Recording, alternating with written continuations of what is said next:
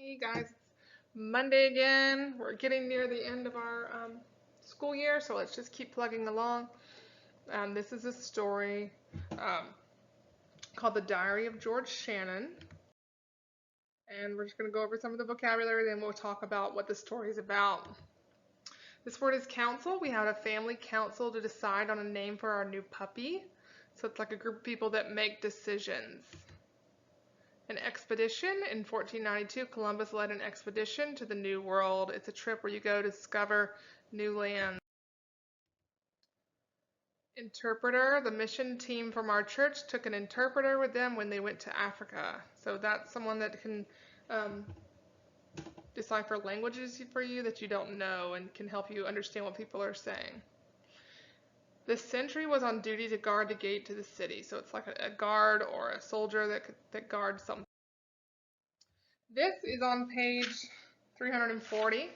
It says, in 1803, President Thomas Jefferson sent an expedition, the Corps of Discovery, to explore the Louisiana Territory.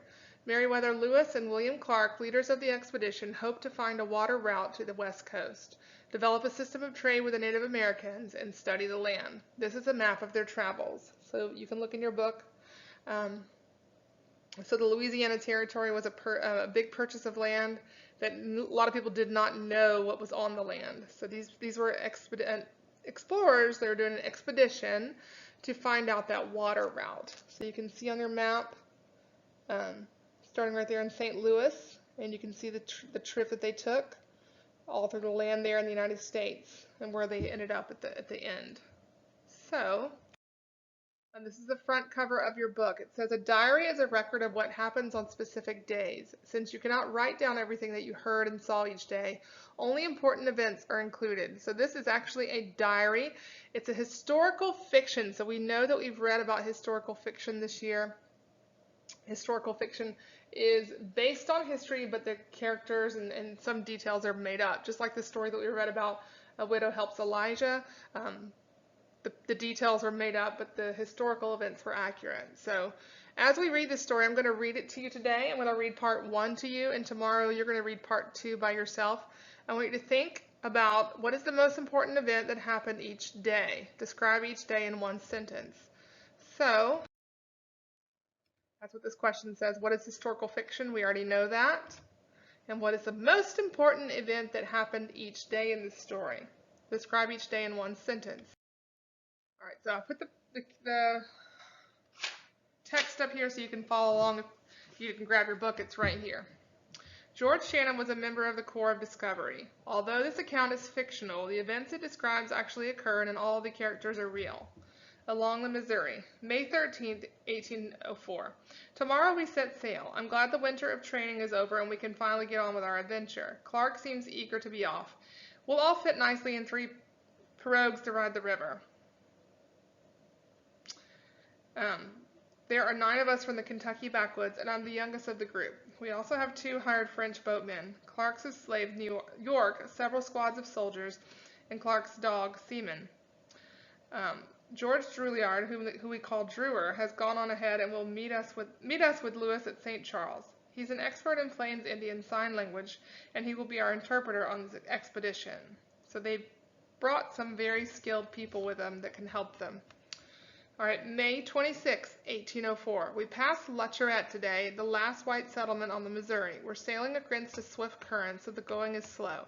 Nothing ahead but wilderness. All right, so the most important thing that happened that day is they passed the settlement called La Chorette. August 2nd, 1804. We had a council with Missouri. Oh, I need to move along, don't I? Sorry, guys. Okay, so I'm on August 2nd, 1804.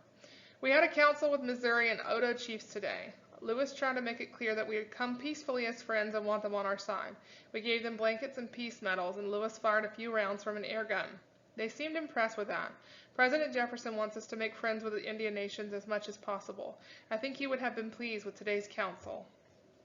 All right, so today they met with some Native Americans, and it says they're meeting with the chiefs, and they have a peace medal, and there's Lewis with the air gun. All right. September 11th, 1804. I'm relieved to be back with the men again. I got separated from Drew while we were hunting and I lost my bearings. I've been trying to catch up with the rest of the party for more than 2 weeks. I ran out of bullets to hunt with and I'm nearly starved. I told Lewis I would gladly eat some of his portable soup right now, but when I saw the thick gooey stuff, I changed my mind. So you see how those details are made up about the soup and this person getting lost from the group may be made up, but that sounds pretty scary. October 3rd, 1804. We saw some more of those interesting little creatures on the prairie today. They seem to be the type of squirrel, but they bark like a dog. I heard one of the men calling them prairie dogs, and I think the name will stick. We've also seen huge herds of buffalo on the plains. Clark estimated that we saw about 3,000 buffalo today. We've also seen some unusual birds with green and black feathers. Pretty little things. I believe they're called magpies.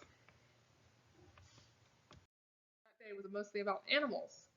November 3rd, 1804. We've reached the place where we'll spend the winter. Our neighbors will be the Mandan Hidatsa. We got to start building the Fort Mandan today. It is roughly triangular in shape. Each of the 3 walls will be 56 feet long. Within the fort, we'll build 8 long cabins arranged in a V. We'll have a shed for storing our supplies with a flat roof for a sentry to stand on. We should be cozy and safe for the winter. It's certainly better than living in tents. So you see that vocabulary word sentry there. They said they're going to make a flat roof for a sentry to stand on to guard them. All right, our last day, December 25th, 1804. This is definitely the strangest Christmas I have ever spent. Ma and Pa would have been shocked to see our Christmas guests at Fort Mandan, the Indians. We had some lively fiddle music around a fire, and the laughter made us forget about the cold for a while. But I did feel a little homesick when I thought of Ma's Christmas turkey. January 23rd, 1805. We've been joined by another French-Canadian, Toussaint Charbonneau. His wife, Sacagawea, is a Shoshone, not much more than a girl, but seems older. She is quiet and a hard worker. She's expecting a child soon. So we've heard of Sacagawea before, so that's facts, but they're woven into this fiction story. February 11th, 1805. Sacagawea's baby, Jean-Baptiste, was born today. We all feel kind of like uncles. It's funny to see all of us make such a fuss over a baby, but I have to say he is a cute little thing. He's small, but seems hardly enough. I hope he makes it. We all have a little trouble pronouncing his French name. Clark has decided to call him Pomp. We're glad to have him with us. Baby Pomp.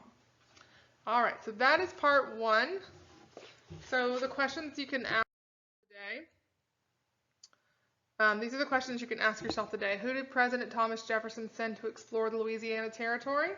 So that would be who? Lewis and Clark. Just going to get with you guys here.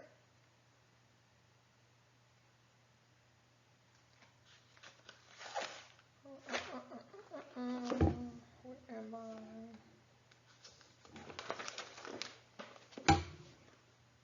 Okay, yeah, Lewis and Clark. Who kept a diary?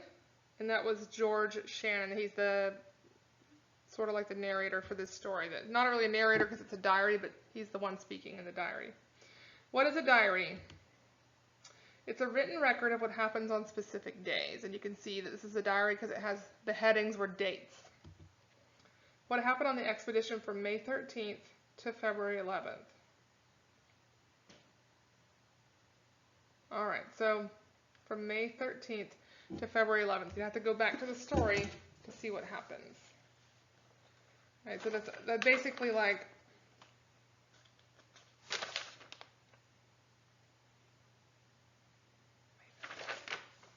everything that we read today. So yeah, just so what you can do on your own is review, and we talked about it when I read the story, what happens in each one of those days. That's what they want you to do. That's what the question is asking us. All right, so your assignment today is to complete pages 247 and 248 in your workbook, and then tomorrow you'll read part 2 on your own. All right, have a great Monday, guys.